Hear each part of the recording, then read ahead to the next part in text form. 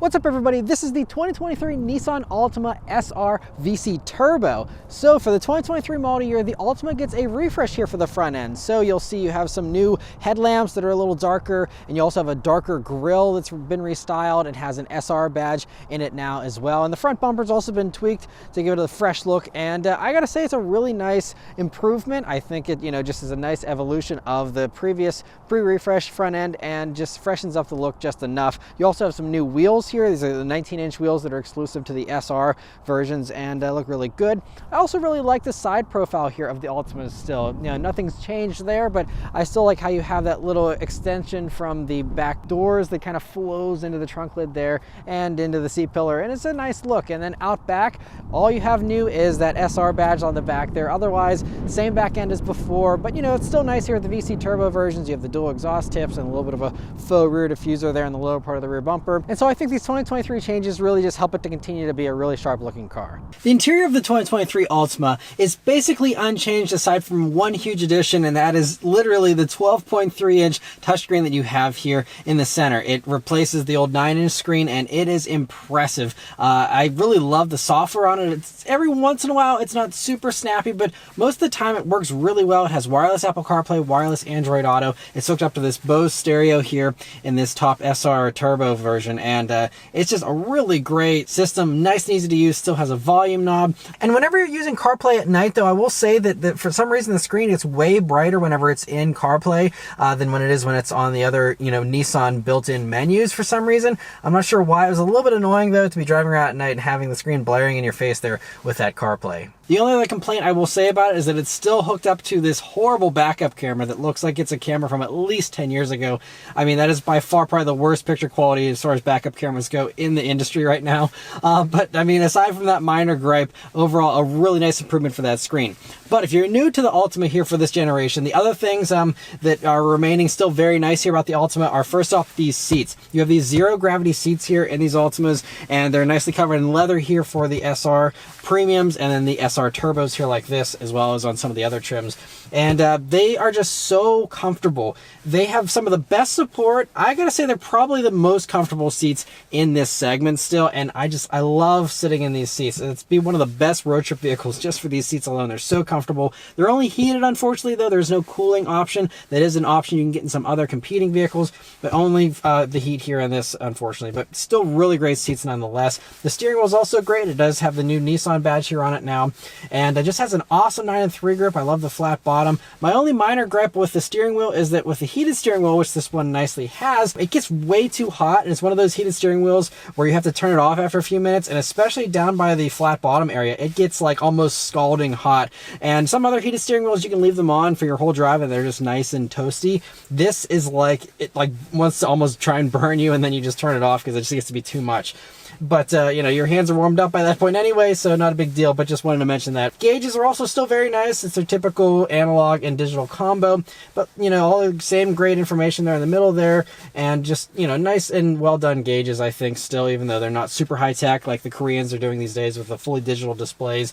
It still is a very nice set of gauges. And then, yeah, you have that screen right up top there, and then otherwise, the climate controls are still all the same, nice and simple and easy, only a few buttons. You do also have a USB-C jack here, as well as a regular USB jack now, and you also have the wireless charging pad here in these upper trims. But I also just think that the Altima is still one of the plushest vehicles in this segment, especially now that the Mazda 6 has gone by the wayside. So I mean, you have like padding down by your knees here, which is something that most of the other competitors still don't even offer. And so, everything about this just feels a little more plush. Everything's padded really nicely, and it just feels very comfortable in addition to the nice plush seats. And so just a really nice interior. I think it doesn't really get enough credit. I know a lot of the competitors are more popular than the Altima, but I think the Altima definitely has one of the nicest interiors in this segment, and especially now with this screen, it has some of the best tech in the segment as well. And the back seat in the Altima is also really nice back seat. You still have very comfortable seats back there, and a good amount of space too. I'm 5'9", me sitting behind myself. I have, about 2 to 3 inches of legroom to spare back there. It's not the most spacious back seat in this segment. I think the Accord probably takes that crown still, but still a ton of space, and certainly I would say it's at least, average with the rest of the others in this segment, and a really nice back seat. You also have a full dent center leather armrest. They have their own dedicated air vents, power outlets back there as well. Good amount of headroom too. And then trunk space is also really nice and large, nice and wide and long. And beneath the floor, you'll see you still have a spare tire, which is appreciated because not all vehicles these days have spare tires anymore. And so really nice that they've retained that as well. But let's start up and go for a drive. The Altima here just has the same Nissan key, just with the new Nissan logo there, but otherwise same key they've been using for a long time.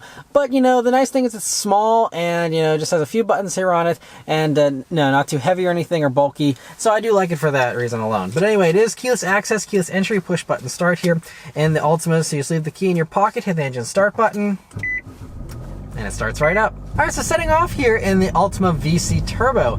So the first thing you notice about these, well, I'd say the first thing that I'm noticing is it's nice and easy to drive. You have a nice and responsive throttle. It's hooked up to a CVT transmission here for the turbo. And what I've noticed is that whenever you're just, you know, putting around and stuff, it is totally fine. But this has the same issue that I've encountered with Subaru whenever they combine a turbocharged punchy engine with their CVT, where it's a disconnected experience where you're waiting for the CVT to, you know, go into a more aggressive setup, and you're also then waiting for the turbo to kick in, and then it gives you too much and then you have to back off, and it's this whole like guessing game as far as being imprecise. And this certainly has some of that. I'd say this is better than Subaru's setup in my opinion. It's a little easier to master, and whenever you're going slowly, it's totally fine and sedate and there's no issues. It's just whenever you're trying to get on it where it has a little bit of a confusing setup still. But other things though, brakes feel nice and responsive, have nice bite right towards the top of the pedal. You also have nicely weighted steering that feels pretty good. Visibility's mostly good here in the Altima. Great view forward. You know, you have a pretty thin A-pillar here, but view out of the back is not the best. And so with that third brake light, the way it comes up on the highway at certain angles, I'm not able to see the car behind me sometimes. That's me being 5'9". Maybe if you're taller, that wouldn't be as much of an issue. But if you're on the shorter side, you know, just try out the rear visibility and see how it is, you know, on a test drive. But I wasn't in love with that, and that's an issue I don't have in any of the other competitors. But yeah, see, so I tried to get onto the gas there a little bit, and I'm like waiting for it to kind of give me a downshift, even though there aren't any physical gears here with the CVT. But it's still a little bit of a disconnected experience. But anyway, there is no sport mode or anything here in the Altima, so I'm just going to leave it in drive here and turn down onto this back road and see how it does. And here we go. Okay, so it kicks in pretty good. It sounds pretty good too, I gotta say. You know, I really like the little growl from that engine there. So once it decides to get up and go, then it is very strong with the way that it pulls. And honestly, it feels a little stronger than the numbers even suggest. It's a 2-liter turbocharged 4-cylinder. It's a variable compression turbo. And so it means that you have a bunch of extra calculations and stuff going on in the background there to maximize performance and efficiency. And so it does a peak of 248 horsepower and 273 pound-feet of torque on premium fuel. You'll give up 12 horsepower and 6 pound-feet of torque if you run 87. But still, you know, decent amounts of power, but I will say that everything that this competes with at its price point has more power than this does. The Camry TRD's got 300 horsepower from a V6. Even the Sonata N-Line, the Kia K5 GT, those all have like 290 horsepower, over 300 pound-feet of torque. So this is definitely the slowest of that group of extra powerful family sedans. And so it still feels good, but I would say that if you are someone who's going for the most power per dollar in this segment, hands down, get one of those other three instead. They're going to be the better bet. And also the fact that, you know, with the Camry, you're getting it with a normal 8-speed torque converter automatic, and you have an actual dual clutch 8-speed in the Kia and the Hyundai, which are much sportier. This will probably, you know, be one of the better choices in traffic, this and the Camry. But, you know, so inching up in traffic, this will certainly be nicer because the dual clutch isn't totally smooth in the Hyundai and the Kia. But anyway, it just means that it's not the sportiest experience. And we'll even go ahead and use the paddle shifters. And one nice thing though is it is pretty quick shifts with these fake gears that you have. And so I'm putting into first, and it holds those gears. And it is like immediately changing ratios immediately as I pull the paddle. So it is a very quick and responsive and actually a really good paddle shifting experience So it's actually kind of fun to use the paddles, which is rare in this segment. Even like the Camry, it's a little bit of a slow, shifting thing, but it is a pretty quick shift in the Hyundai and the Kia. So that is still, those certainly have the sportiest transmission by far. But, a good amount of power, even if it isn't the best, and really adds to the fun of the Altimas here. But we're coming up some corners here, and let's see how the SR handles. So for 2023, the SR does get a sport tuned suspension now, but that's the extent of the enhancements here. So there is no larger brakes, there isn't any sportier tires or anything like that. And these, are still fairly light. These weigh, I think, just over 3,400 pounds. And so, not bad from a weight standpoint for sure. And I gotta say, the Altima has always handled pretty well. The way the steering is set up, though, it kind of, as you turn the wheel more, it seems like you have to maybe do a little bit more steering input in this, and it just feels like it's resisting changing direction a little bit compared to the others. Now, it still is a plenty fine handler, and it still handles it all very well. There isn't any kind of body roll, really, not much, lean or anything. It's really flat, and with the sport tuned suspension, it certainly, I think, feels a little bit better than the all-wheel drive regular 2.5 Altima that I reviewed a few years back. And it certainly is, I'd say, still one of the better handlers in this segment, but the handling isn't as good as the Hyundai, the Kia, and the Toyota. Those all have more extensive suspension enhancements. They also have bigger brakes. And so all those things really help to make those more dynamic than this.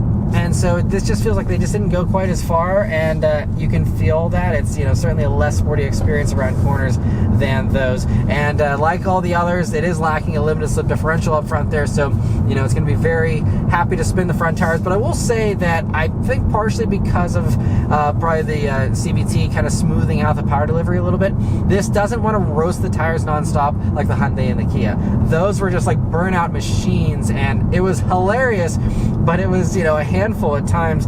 This is less of a handful, so if that seems like a little much for you, this might kind of be the Goldilocks as far as what you're looking for. But I'd say the Camry TRD, also with not having a ton of punch down low, with that being a naturally aspirated big V6 that has to be revved out, that also has no problems putting power down like the Hyundai and the Kia do. But anyway, still good handling. And if you don't need the sportiest thing, and if you don't need the most power, and you don't need the best handling in this segment, then I'd say this is still a fine choice, and still feels, a little bit sportier than a regular Altima. And it's also pretty refined in here as well. So this road that we're on now generates a little bit of road noise, a little bit of a rougher road here. And it's still fairly quiet in here. I'd say that it's probably a little quieter than the Camry for sure, and possibly even a little quieter than the Kia and maybe the Hyundai as well. But I'd say this is towards the top of the pack these days with all the current offerings that are out there. But even just cruising on this road, which doesn't have huge potholes or anything, you certainly do feel the bumps a little bit more, and it isn't quite as soft and cushy of a ride as a regular Altima for sure. So keep that in mind if you are going for one of these SRs. You do have a little bit of a sportier setup for sure. And let's do another acceleration here. I punched it with the wheel turn.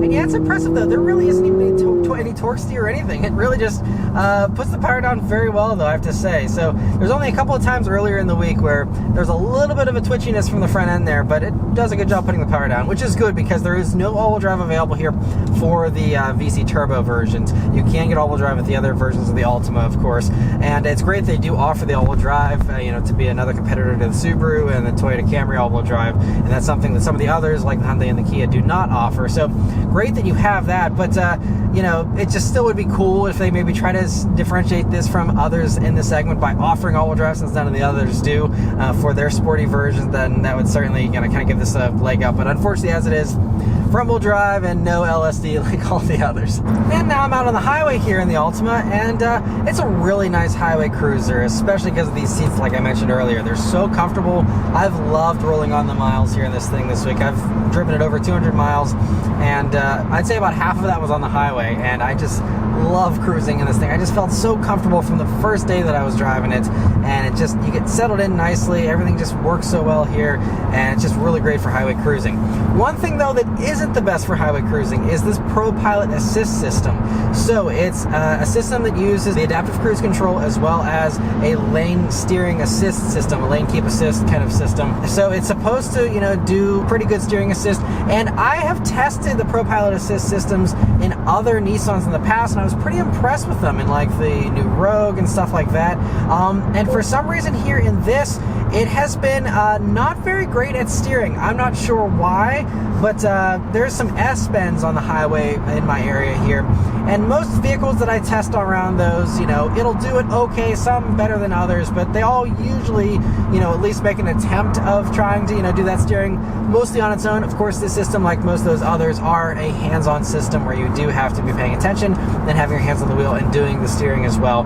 But, I kind of just hover my hands and see just how much the system can do on its own. And this system, for some reason, it like makes a bullseye for the lane almost, and then like cuts back over, and it's just very erratic with the steering. And it got to the point where I had to intervene multiple times because I got uncomfortable being around other cars the way that this was steering. I didn't want to freak other people out because it was not as good as many of the other systems. Now, I will say that Nissan isn't the only one to have an imperfect system like this. The Hyundai and the Kia system also regularly allow me to go over the lanes, and it's not a very reliable system either. But I'm just kind of disappointed because this was one of the better systems typically in other Nissans, and for some reason, at least in this vehicle this week, it has let me down on several occasions and now ranks towards the bottom of the list as far as steering assist adaptive cruise control systems goes. And that's kind of unfortunate because it does do assertive steering. It's just that it just lets you go way too much before it makes you uncomfortable, at least for me. So the great thing is, it's a really nice highway cruiser on its own, so you can just use the regular adaptive cruise. You can turn off the steering assist thing, just have a nice normal adaptive cruise system, and then it does a good job. And all the other safety tech here that it has is standard, is great. You have blind spot monitoring is standard, automatic emergency braking, rear cross traffic alert. Overall, I'd say it's a good amount of safety tech here in this. And it is great that it has the steering assist function. And again, your mileage will vary. Some people, have better luck with certain systems than other people, and depends on your roads, your area, the conditions, the lane pavings, all that kind of stuff is going to play into how well these systems perform. But at least for me, in my week, unfortunately, it wasn't the best as far as that ProPilot Assist here in the Altima. And the last two things I mentioned here about the Altima are the fuel economy and the pricing and how it compares to its competition. So first off, fuel economy. So these are rated at 25 mpg in the city, 34 on the highway, and 29 combined. And in my driving, which is about 233 miles of driving that I've done here, which is more than the average amount that I do, and I will say that it's about half of it was on the highway, which is also more than what I average. Usually I'll end up doing, less than that on the highway. But anyway, my fuel economy has been 30 mpg exactly. And I'm impressed with that. I was expecting to get 29 best case scenario, but I typically even get 1 to 2 mpg less than like the city rating, or like 1 to 2 mpg less than like the combined rating in this case, since I did so much highway driving. So I was not expecting 30 mpg. I am pleasantly surprised that this thing, even with the fun I was having getting on the turbo and stuff, it still pulled off 30 mpg. So very impressed with the fuel economy here in this, and I think that is certainly one perk this has over its competitors. But getting on to the pricing and how it compares to the competitors elsewhere. So the main thing here is the pricing. So the VC Turbo is now only on the SR and only on this top SR VC Turbo version, which gives you all the stuff from the SR Premium and the non-turbo version. So basically, it's like a fully loaded Altima is the only way to get this engine. And so as a result, this one as tested is $36,440. If you don't care about having the turbo, you can get a naturally aspirated SR Premium, that has all the other same stuff on the inside here as this, for about $31,500. If you just want the cooler looks and the nicer interior and the sport tune suspension, you can get that stuff still as well. But anyway, so 36 and a half grand basically for this is a tough sell, considering again the competition and what they offer. The competitors, like I said, all offer more power. They sometimes offer a few more features. For example, the K5 GT, whenever you put its GT1 package on, which still comes out like maybe $500 more expensive than this, those offer cooled seats. Like I said, the Hyundai give you digital gauges, which you don't get here in this. So there's actually some perks to the others. In addition to their better performance, they also have, some nicer interior bits for some of them. I mean, like the Hyundai and the Toyota have like a, Alcantara cloth kind of center and leather on the sides. So it's not quite as luxurious as the full leather here in this. So there are some things like the Camry TRD has a much smaller screen, much less impressive as far as its tech goes compared to this. So they all have their give and take, but basically what it comes down to is that all three of those competitors are basically the same price. They're all within like $1,000 of each other. So basically the same price. They all give you more performance, potentially more features, and so from that standpoint, there isn't really a value play here with the Nissan. Now, possibly you'll be able to get a better deal maybe on the Altima versus the Hyundai and the Kia and the Toyota, possibly, you know, but I'm judging these based off MSRP because everyone's deal will be different regardless of what they buy. So as far as MSRP goes, I just have to say that the Altima is not priced competitively. If they would have accounted for having less performance and accounted for having a few less features than, you know, the Kia and the Hyundai in particular, then I'd say, okay, you know, there's a case to be made for this. But at the same price as those competitors, to me, there's no way to really justify the Altima over those competitors, which is a shame because I really do like the Altima. I think it's a great vehicle, and maybe down the road on the used market, this will be a better deal, or depending on, again, your deal at the dealership, this could make sense, you know, and in a vacuum, I really like the Altima. It's just that the competitors are just stronger for the same money. So let me know your thoughts on the Altima SR VC Turbo in the comments below. Please also leave a like and subscribe to keep these videos coming, and also huge thanks to Nissan for providing me here with this Altima to review for you guys today. And yeah, thank you all very much for watching. I'll see you on the next one. Take care.